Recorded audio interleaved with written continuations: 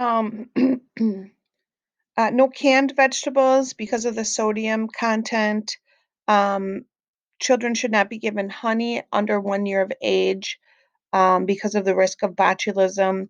And then you have a nice table on page 307, foods that could cause risk for choking, things like grapes, hot dogs, popcorn, peanuts. Um, and then food at 1 year, they should be eating the same foods as the rest of the family.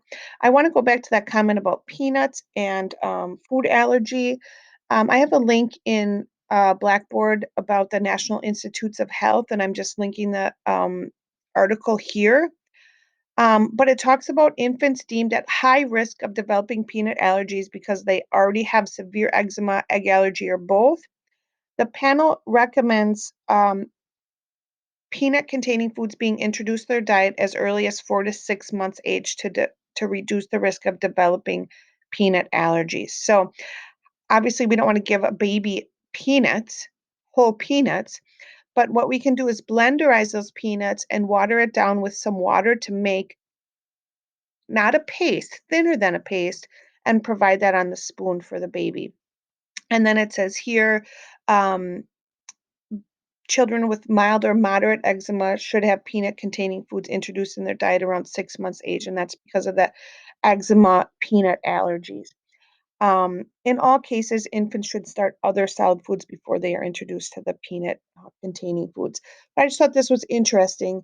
And hey, this is back from 2017, and look who we got here, Dr. Anthony Fauci. Did we know that he would be such a celebrity way back then? But just some great information about um, peanut allergies and feeding of babies. So here's a sample menu for a 1-year-old. Again, you can see things here. They're not eating things like Gerber graduates. They can be fed the same types of foods that the rest of the family is eating. And then looking ahead, we'll go back to some infant feeding problems here shortly, but looking ahead, we want to encourage healthy eating habits in the first year. Again, not forcing kids to finish their food that's put in front of them. Portion sizes for these is like a tablespoon. So, when we look here, 1 scrambled egg, 1/2 cup carrots, 1/4 cup fruit. So 1 ounce of meat. And this is for a 1-year-old. So, for a baby, it's even smaller. So introducing small amounts, especially the first time that the child is eating. Don't force the child to finish the bottle or baby food. Avoid empty calorie foods.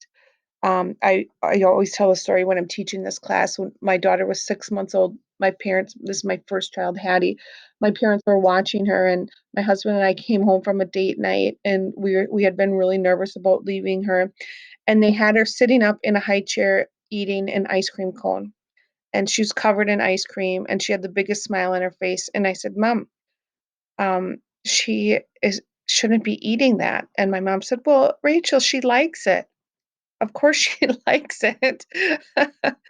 It's cold, it's creamy, it's sweet, it's a new texture. Of course she likes it, but, we really wanna maximize their nutrition and provide the right amount of calories. So that was kind of a funny story, and my mom always gives me a headache about, how I came down on her for giving a six-month-old ice cream.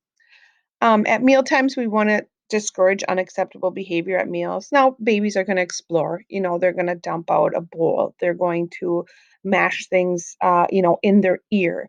But we want to discourage unacceptable behaviors like throwing foods or throwing utensils. And sometimes that's difficult because, like we saw in that baby feeding video, they're adorable and they're cute and they're exploring. But if we give them, a laugh and ask them to do it again, that's just going to encourage that behavior. Offer nutritious foods and allow children to choose which and how much they eat. I want you to read over that statement again or listen to that statement again. Offer nutritious foods and allow children to choose which and how much they eat.